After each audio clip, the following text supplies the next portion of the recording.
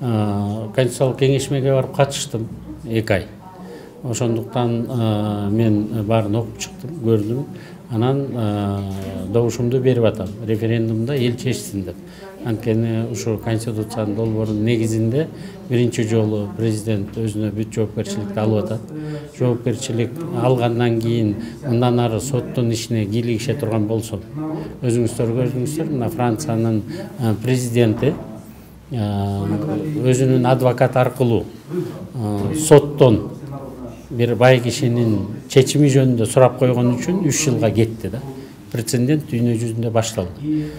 Демек, азыр жоопкерчилик эгерде сот бийлигине кайсы бир иштер менен кайрыла турган болсо, же мурункудай администрация ошого кийлигишем десе, кайсы бир соттор же болсо жарандык активисттер же жарандар ошону далилдеп бере турган болсо, бул өзүнүн президенттик креслосунан ажырайт.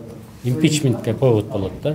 Бул биринчиси. Экинчиси, мына сиз айтып атасыз, айрым коллегалар мынтип койду, тигинтип койду деп. Анткени мурунку президенттин эбегейсиз жазылбаган мүмкүнчүлүктөрү бар болчу да. Азыр ошонун баарын ачыкка чыгарып, эгерде парламенттик ишке, мыйзамды кабыл алууга да кирише турган болсо, биздин билесиздер, депутаттардын баары бүгүн болбосо эртең баары айтып коет баарын тең. Анда парламенттин ишине кийлигишсе дагы, анда жоопкерчиликти өзүнүн мойнуна алам деп баратат. Өзүңүздөр билгендей, мына мага жакканы, мисалы, президент мурун 93-жылдан кийин аткаруу бийлигине улам бир премьерди коюп эле, анан элди дагы өзүн дагы алдап эле, болбой калса эле премьер болбой калды деп 33 премьерди алмаштырдык да. Экономика каралбай калды, таптакыр. Азыр мына экономикада жылыштар болбосо, азыр аябай эң Кыргызстанда катуу заманга келип такалдык. 90-жылдары бир такалганбыз, 93-95 жылдары. Анан мына азыр келип такалдык да, пандемиядан кийин. Чегаранын баары ачылбайт. Соода саттык менен биз ички дүң продукциябыздын көлөмү 52%га толчу. Соода саттыктын баары токтоду, жумуш орунунун баары жок. 2 жылдан бери биздин балдарыбыз дагы чоңоюп атат. Мына былтыр эле 120-130 миң киши школду бүтүп, институту бүтүп, жумуш издеп калышты. Быйыл дагы 120-140 миңге чейин киши жумушту бүтүрөт. Мына бир 250 миңге жакын киши мурун соода саттыкка тейлөө тармагына кирип кетип жумуш тапчы. Аякка бара албайт, анткени аякта жумуш жок, жабылып турбай баары. Ошондуктан эң чоң көп жумушсуздук, бага өсүп келатат. Анан ушундай учурда дагы президент бирөөнү премьер кыла коюп, кайра жумуштан ала коюп, мен жооп бербейм дегени туура эмес болмок.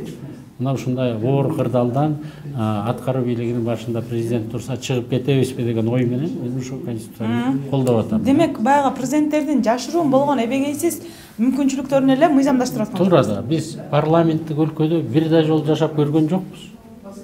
Коммунисттердин убагында жашаган эмеспиз. Легендарный парламент дейбиз. Канча даярка болот, канча тракторист болот, ошого чейин чечип, бою канча болуш керек, жүлжүк канча болуш керек, көзү ачык канча болуш керек, ошонун баарын тактап коммунисттер анан шайлап койчу, туура. Андан кийин деле андан кеткен жокпуз эч жакка. Анан президенттер мына эбегейсиз чоң бийлик менен, айтылбаган приемдор менен Өмүрбек Чекешев айткандай баарын эле жайлап келет, жалгыз өзүлөрү башкарып атат. Мен азыр мына Кумтөрдү иликтөө комиссиясынын өлкөнүн деңгээлиндеги комиссиясын жетектеп атам, мен көрүп атам. Жалгыз президенттер гана Кумтөргө жооп берет. Калган премьер, калган парламент, калган комиссиянын мүчөлөрүнүн баары жөн эле шырма болгон да. Биз ошонун баарын так далилдеп алып чыгабыз да.